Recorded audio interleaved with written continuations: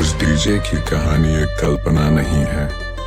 मंडला संगीत आता है लेकिन दिलों को छू जाता है, जिसमें संगीत दिया है डीजे रंजीत भाई।